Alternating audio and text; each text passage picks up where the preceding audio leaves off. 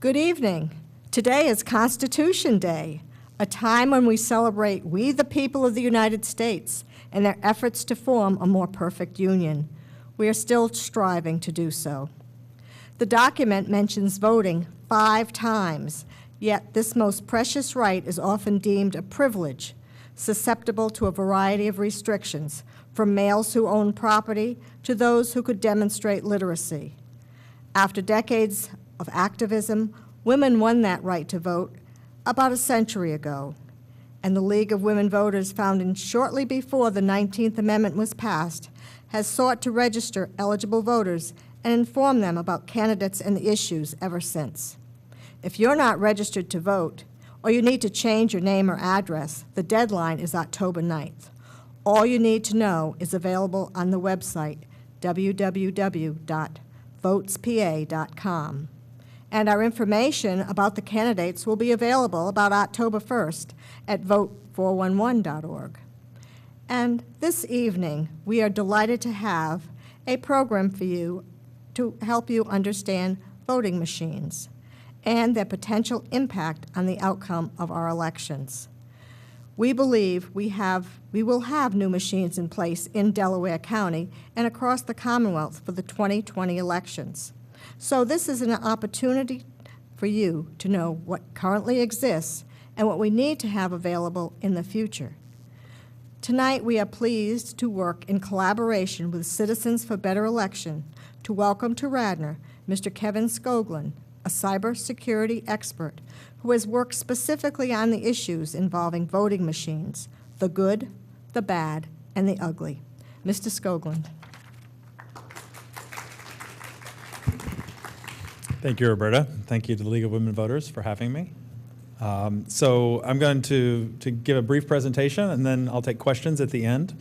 So if you have questions, just kind of try and keep them in mind till we get to the end. So as Roberta mentioned, I'm from Citizens for Better Elections. So the first question that kind of raises is, what is actually a good election, right? We're looking for better elections. So this is what I would say are some of the qualities of good elections: fair to all candidates, accessible to all registered voters, votes are private, accurate vote counting and reporting, protection from vote manipulation, recountable when elections are close, and auditable. Sound fair? Okay, so that's our goal. So let's talk about the current state of things. Right now, most of Pennsylvania is using something called direct recording electronic voting machines. We call them DREs for short. These are computers, and they're computers. Sometimes they have buttons on them that might be, actual mechanical type buttons that you push. Some have fancy touch screens.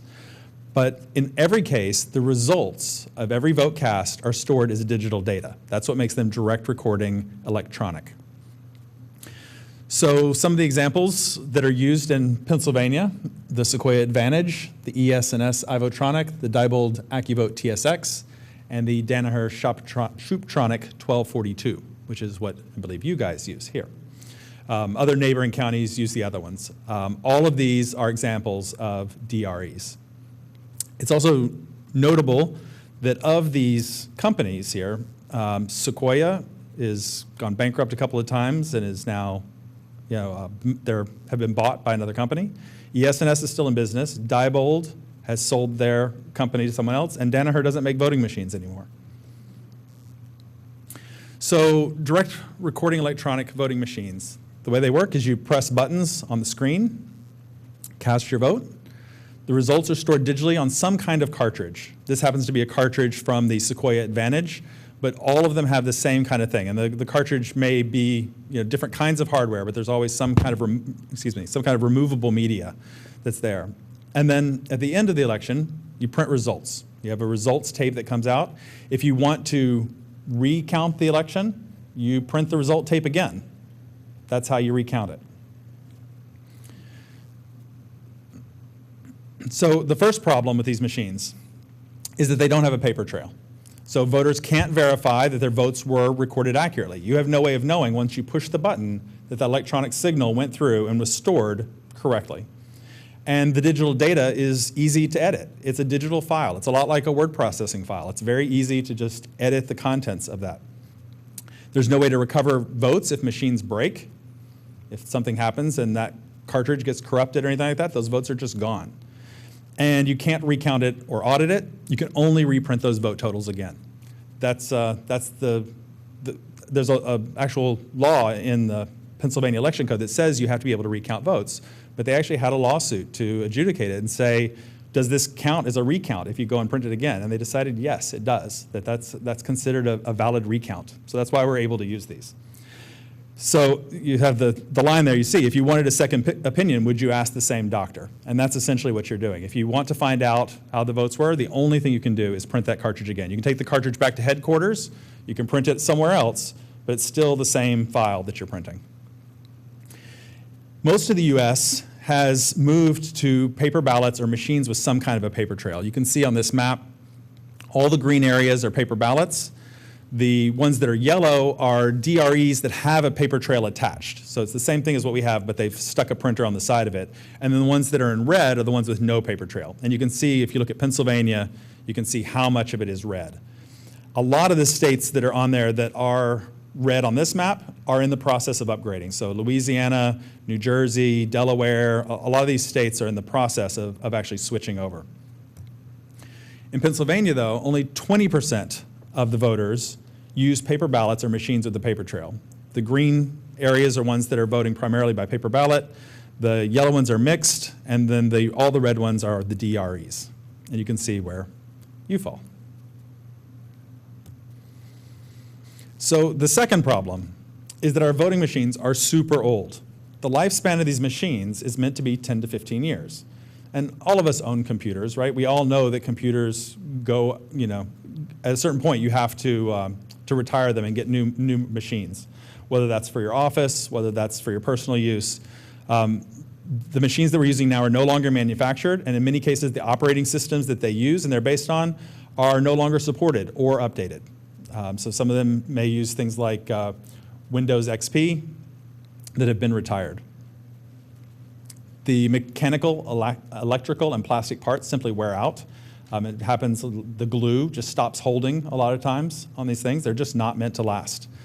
And the repairs are more frequent and more expensive as a result. And the parts are hard to get, so that makes them also more expensive. A lot of times people result to going to eBay or looking for decommissioned machines from other states so they can steal parts from them. And then at the same time, technology, hacking, and security practices have changed a lot in the meantime. So how old are they? So the Help America Vote Act was passed in 2002. Does anyone remember what happened in the 2000 election that was significant? Hanging chads, exactly. Hanging chads. And so as a response to that, Congress got together and they passed the Help America Vote Act. And it created the Election Assistance Commission, which now helps to run elections and also creates the standards for voting machines. And they also appropriated $3.65 billion to improve elections. And so that's when most of the country did their big upgrade, including Pennsylvania. So between 2003, 2006, most counties upgraded. As I mentioned, the EAC also developed the voting machine standards, the VVSG. Those voting machine standards were sort of the first major standards. There were some precursors to it, but the first major standards. All of these machines bought in 2003 to 2006 preceded those standards, right? And just as an example, Dauphin County is using voting machines purchased in 1985, just to give you an idea. So most of them now are 20, 25, 30 years old, past their life. And they were never that great of machines to begin with. There's a record of all sorts of problems. I've listed some of them here so you can see. Software error, subtracted 100 votes for one candidate. 4,000 ballots lost, never recovered. About 4,000 votes for a precinct that only had 800 voters. 18,000 blank ballots in a race won by 363 votes.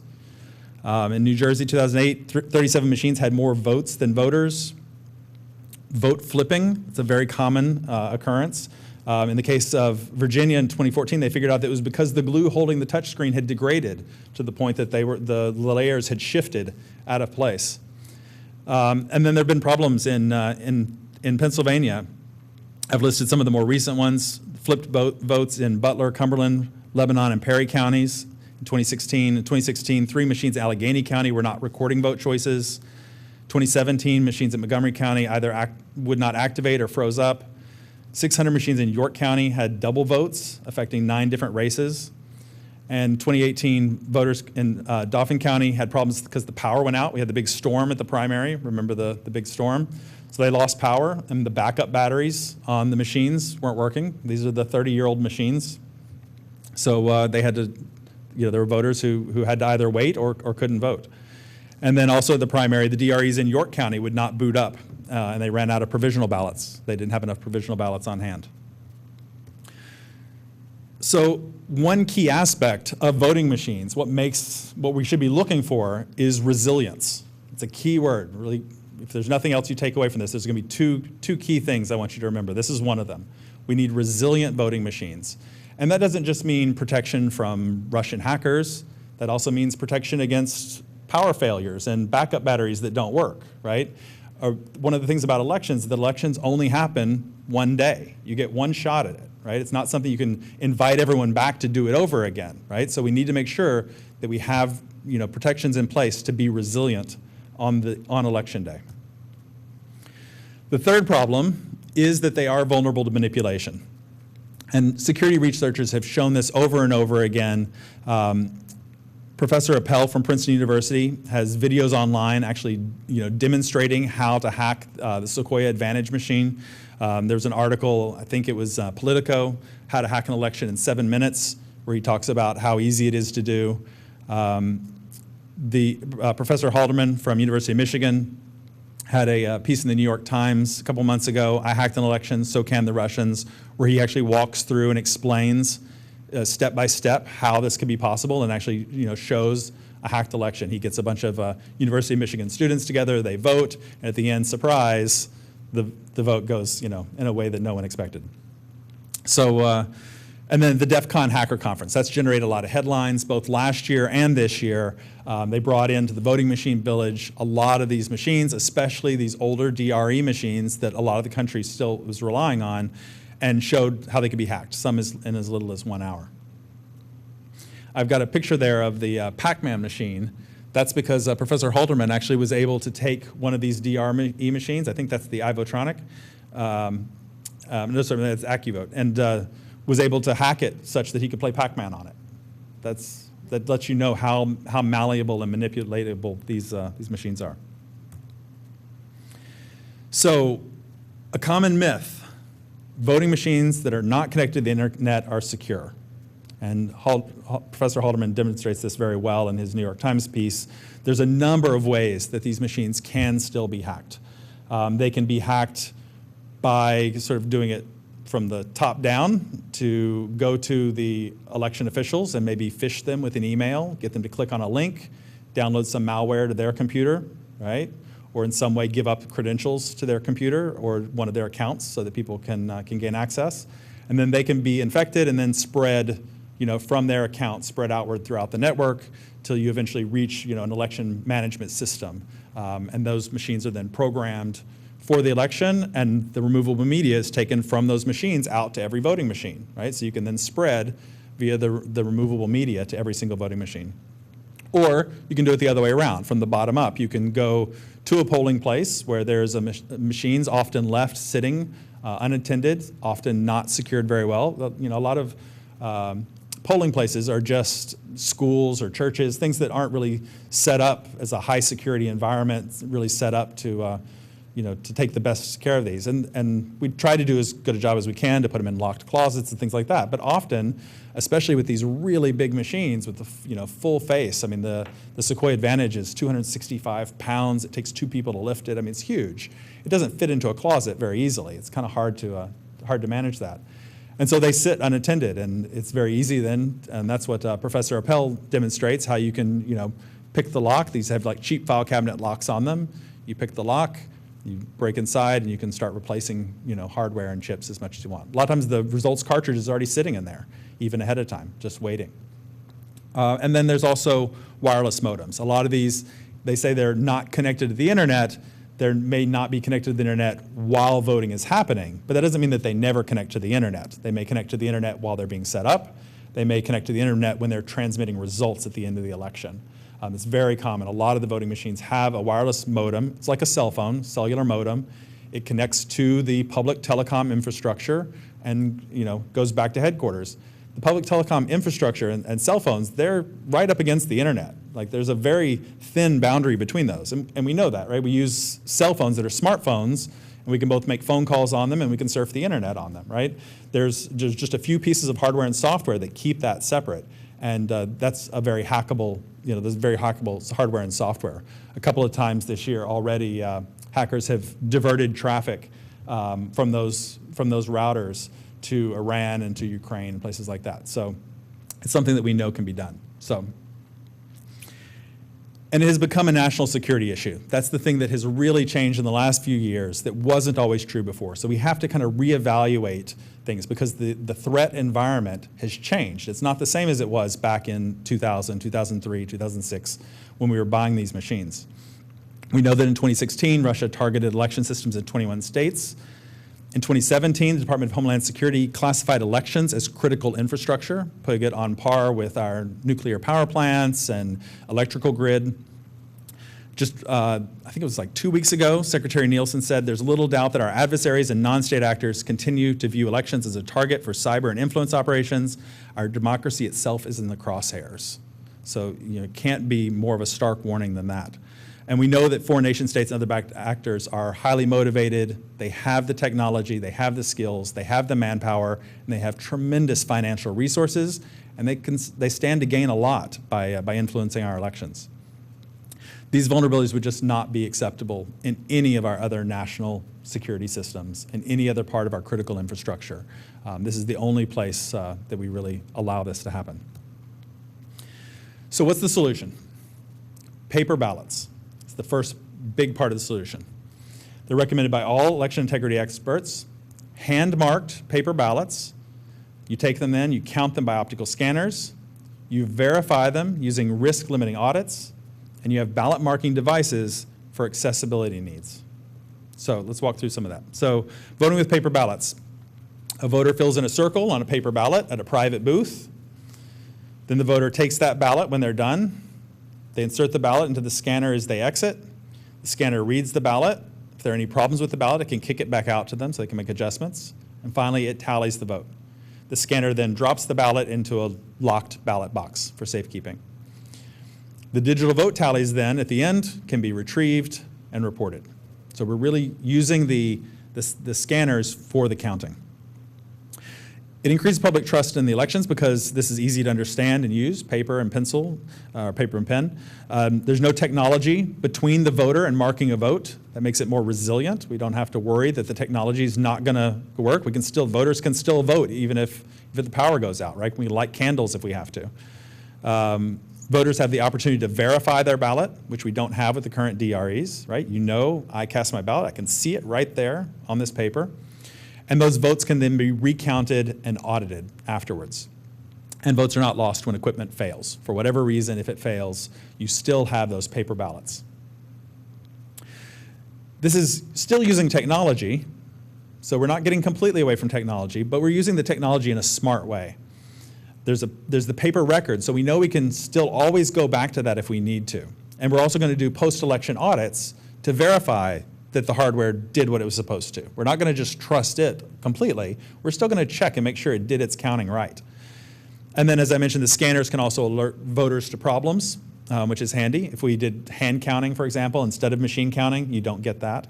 And then the scanners can retain digital images. This is a very common feature. They scan the ballot, they keep a digital image that can facilitate recounts, audits, adjudication, all sorts of things. So this is the second thing, besides resilient. Evidence-based elections. That's what we're looking for. That's a key thing. Two parts to evidence-based elections. One is you got to count the votes correctly, and the second is you provide evidence that the votes were counted correctly, right? That way we can trust it, right? We count them right, and not only that, I can prove, I can prove that I counted it right, right? Using paper ballots also is a good for taxpayers. It saves time and money. More voters can fill out ballots at the same time. with having a big DRE in front of you, big full face, you go in the booth, one person occupies that machine, right, until they're done. And everybody's waiting in line behind them for them to finish making their choices. If you have paper ballots, you can have as many voting stations as you want, and you can have a fast voter and a slow voter, and a fast voter and a slow voter, right? Everyone can go at their own speed. And when they're ready, they don't hold up the line. When they're ready, then they go up to scan the ballot. And scanning is very fast. It usually is like 2 to 3 seconds at most. You end up with shorter lines to vote as a result, which we all like. And you get fewer voting machines that are needed. You don't have to have as many machines. You can have one optical scanner per polling place instead of having 3, 4, 5 different pieces of hardware. That's less to store, less to set up, less maintenance. And you can use them to count absentee ballots too, which you can't do when you have a DRE. So there's another place we're going to use technology, and that is with ballot marking devices. Every polling place needs to have a ballot marking device to assist voters who have difficulty in marking their paper ballot by hand. This allows voters who need assistance to still vote privately and independently, which is super important. We don't want them to have someone else come with them into the voting booth, right? Maybe I've talked to blind voters, for example, who bring someone with them, right? They're a relative or something like that who votes for them or helps them. They don't have to. It's required by federal law that they have these ballot marking devices, and they're made to be accessible devices. We call them BMDs for short. So BMD generated ballots shouldn't look any different than regular paper ballots. You should mark the regular paper ballot. Then we can't distinguish them. We can't discriminate against anyone because they decided to use a ballot marking device. And there shouldn't just be limited to people who need accessibility. Anybody who wants to use it can. Anyone who wants to use a touch screen can still use it to generate their ballot, or they can hand mark it. So most precincts would have one scanner and one BMD. So I mentioned when I first introduced paper ballots, this idea of risk limiting audits. The idea is that it limits the risk of having a wrong election result. That's the risk that we're after. We're trying to limit that risk. So what we're really doing is providing quality control. And Fortune 500 companies do this all the time. They have ways to take statistical samples of a product or to look at a certain part of a process to make sure that things are going the way it ought to. And that's the basic idea behind these. You're going to validate the results by using a random statistical sample.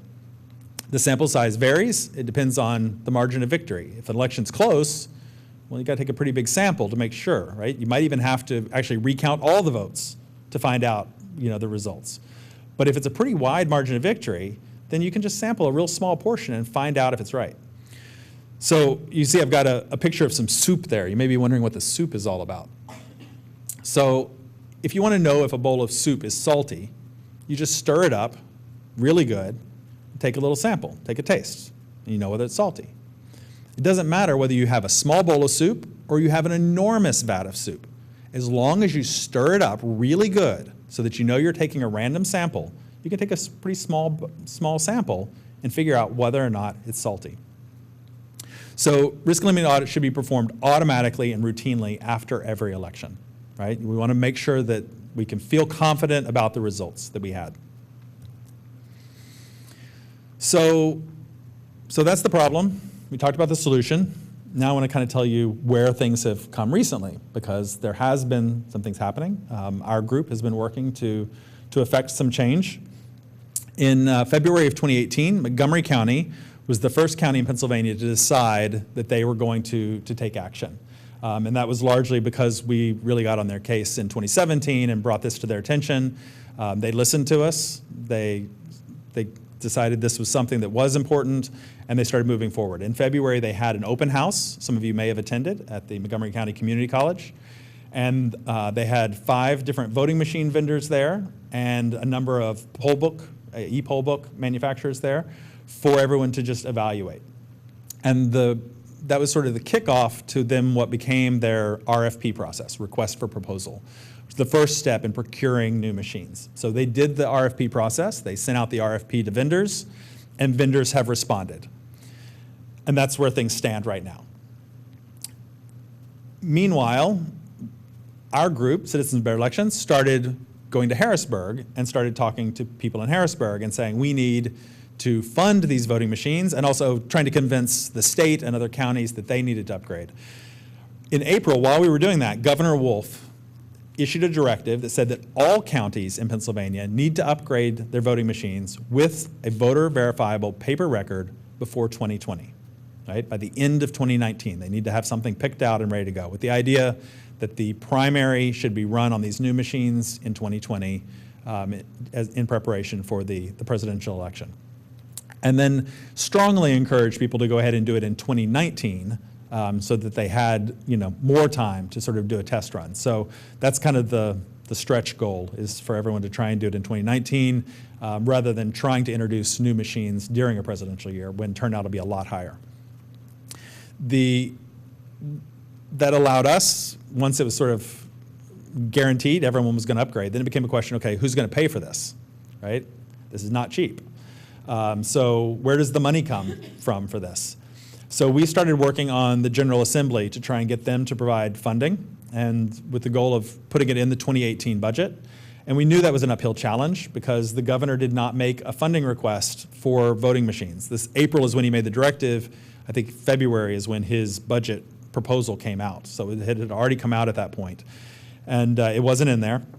And so it was an uphill battle for sure, but we did lots of education and we felt good about it. We thought we might actually get it done, but in the end, they didn't. So it is not in the 2018 budget. There are many, many counties across the Commonwealth who are holding open houses. Lehigh just had one last week. Allegheny has been having them kind of on a rolling basis. I can't remember right offhand. I think Mercer had some. So there are a number of counties, and the Department of State had another open house in Harrisburg that they held, and they've been talking about holding a couple of others around the state so that everyone can see this technology, ask questions, shop around, kind of figure out what the different options are. One of the holdups for everyone and for Montgomery County is certification of these machines. The vendors were very behind on getting certified for these new systems that they have now. And they kind of jumped into gear really last year. The first vendor, to get certified, you have to be certified at the federal level with the EAC, following those voluntary voting system guidelines, the VVSG that the EAC had set up. And then you have to be certified in Pennsylvania. Pennsylvania requires that you get the federal certification. So it's a two-step process.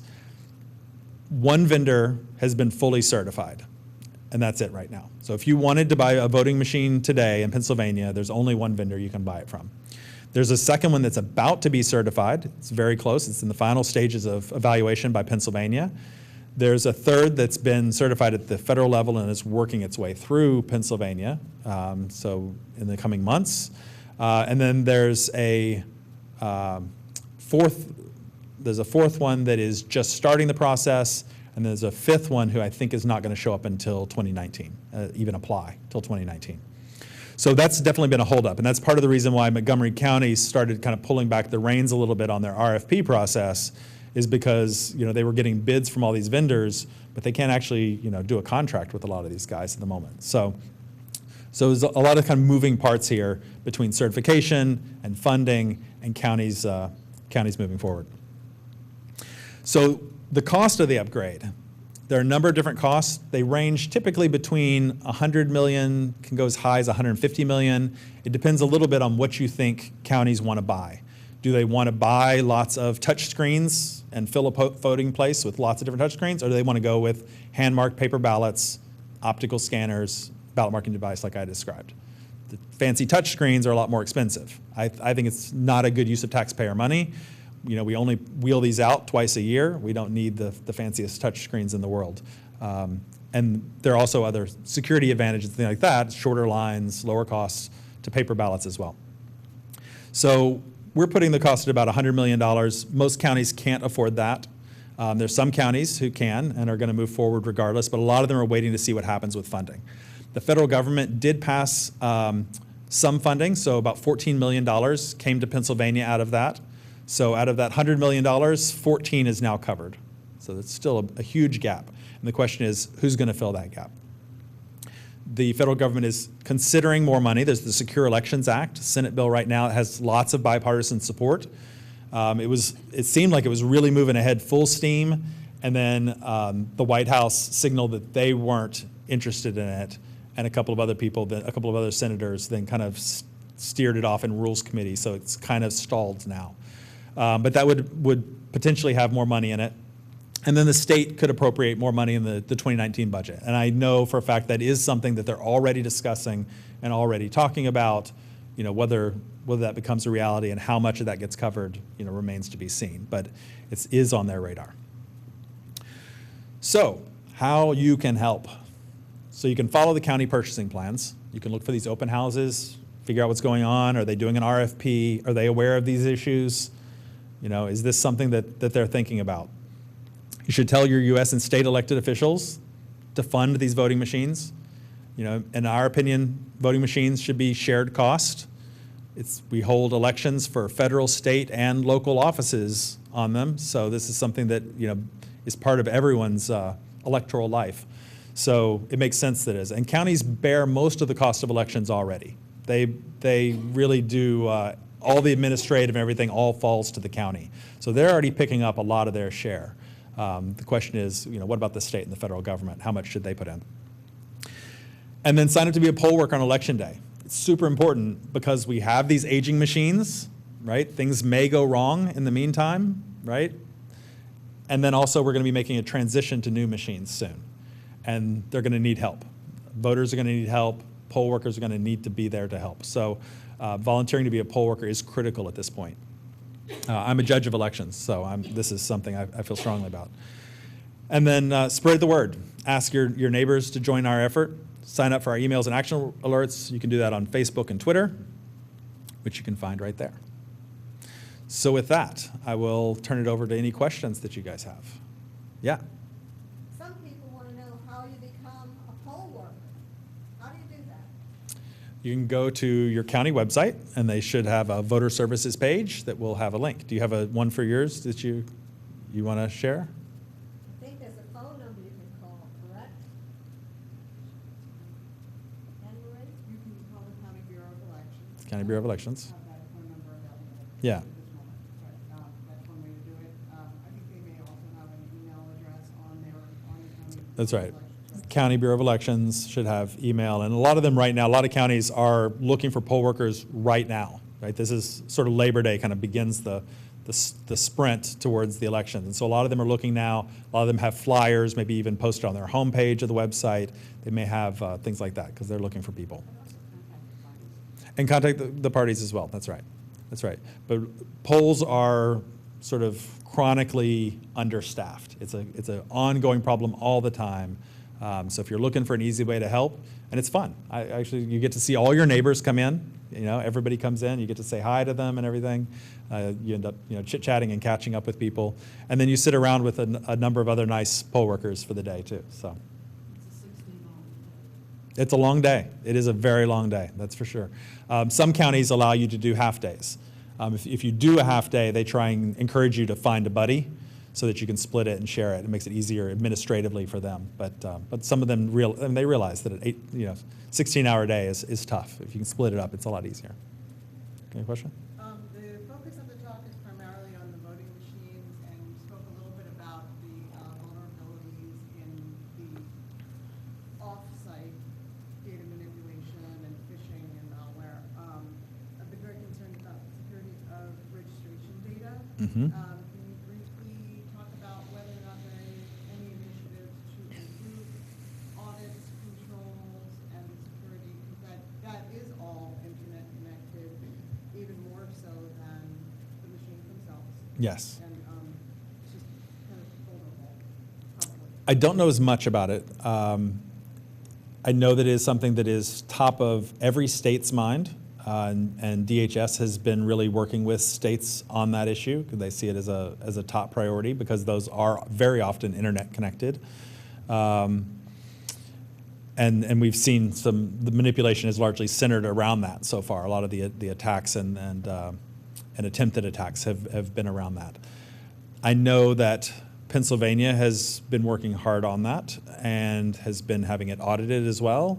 and they don't talk a lot openly about a lot of the things that they're doing because, that's operational security. They don't want to, advertise everything.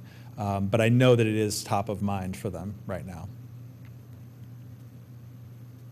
Mm-hmm. So all of those states that already have paper ballots, are they all certified and they all do those things that you say, you can monitor them and they keep their paper ballot?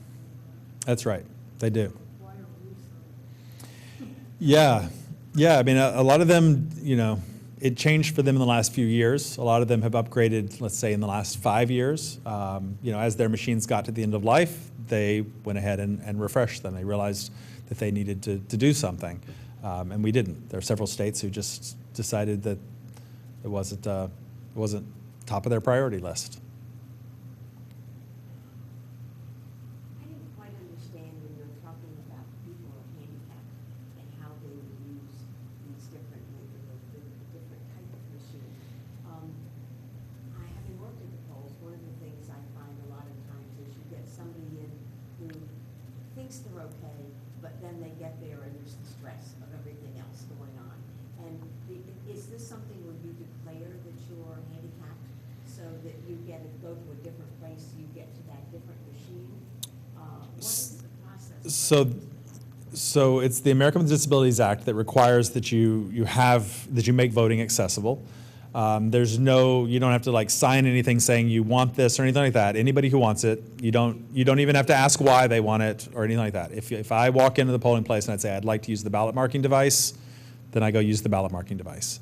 There is a requirement in Pennsylvania law that if you want assistance with voting, you have to sign something saying, yes, I am okay having someone assist me. So currently, if a blind voter comes in, they want to use one of the DREs and they want their relative to come into the booth with them, then they can do that.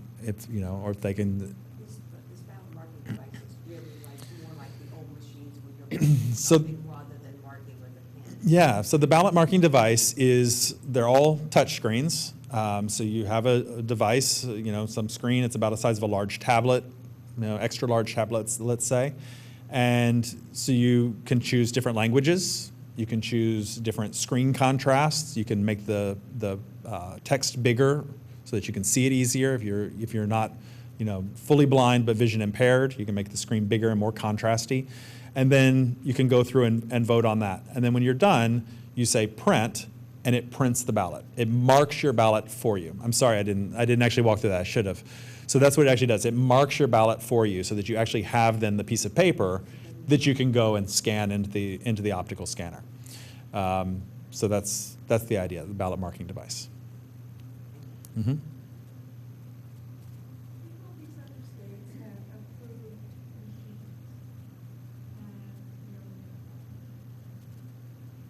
What is our reason for not looking to them and see if they use company Texas machine that works on? Why are we so? Yeah, so some of it is that the voting machine vendors who make the machines, they develop their technology on a cycle. And I think it's about a 3-year cycle that the machines come out. They're preparing now for the next cycle. They have a current set of machines that just came out fairly recently. They're now going to prep for the next cycle, which will come out in 3 years from now.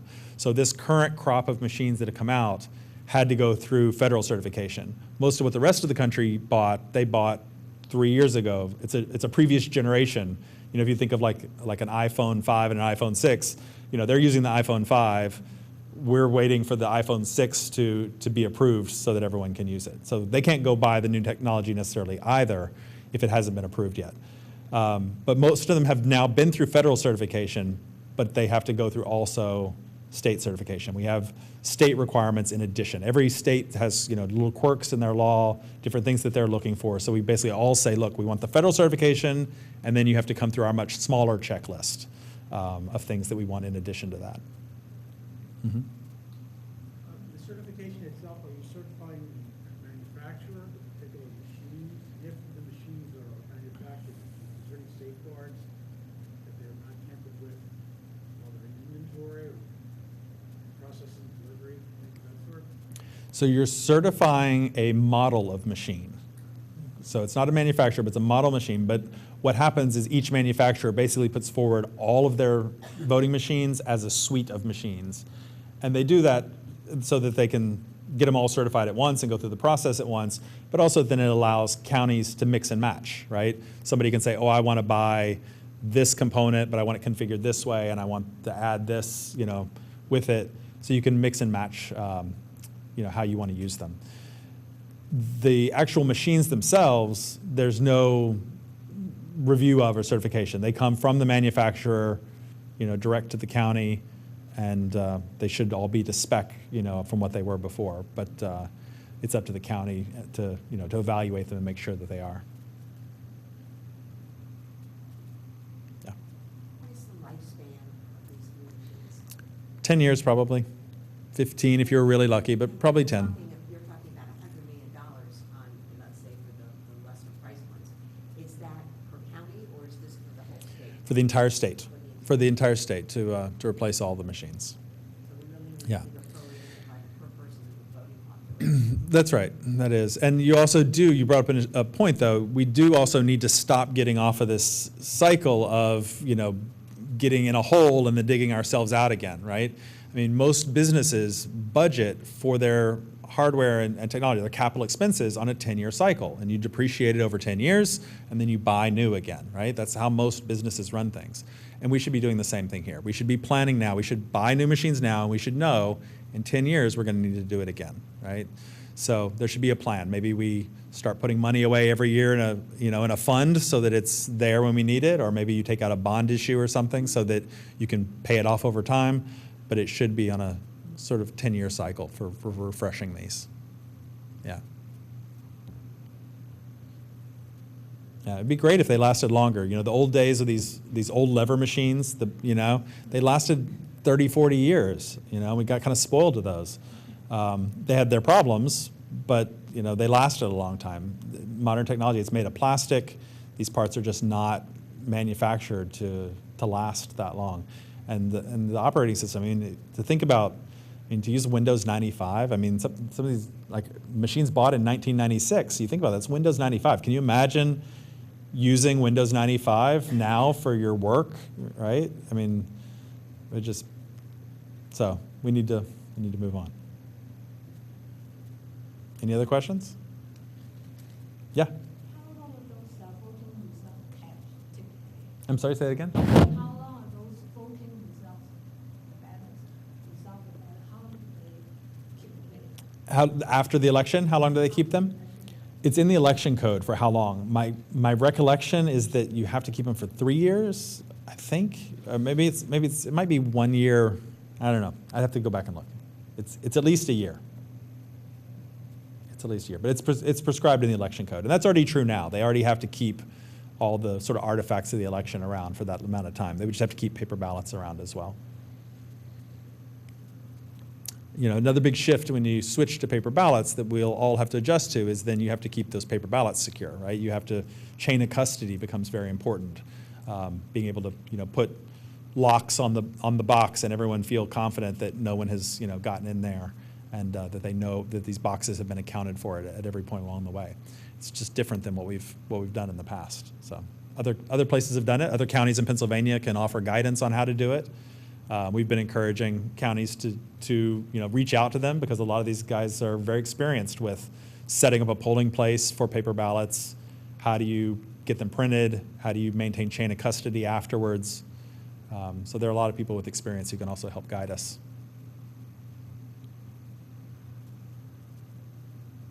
Anything else? All right, I'll turn back over to Roberta.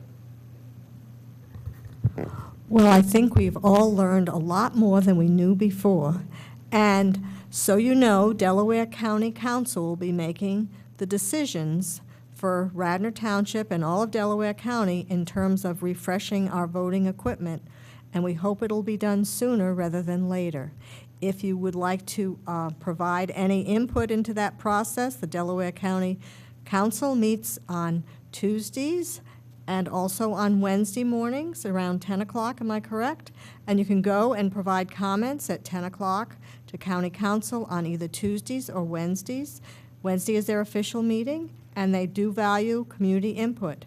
So do not hesitate to be a part of that process and connect with Citizens for Better Elections. We, as the League of Women Voters, are in coalition with them. We are also working at the state level to provide input into our election process to make sure it's secure so that your vote counts and everyone else's vote also counts, so that our elections are fair and intact. Thank you.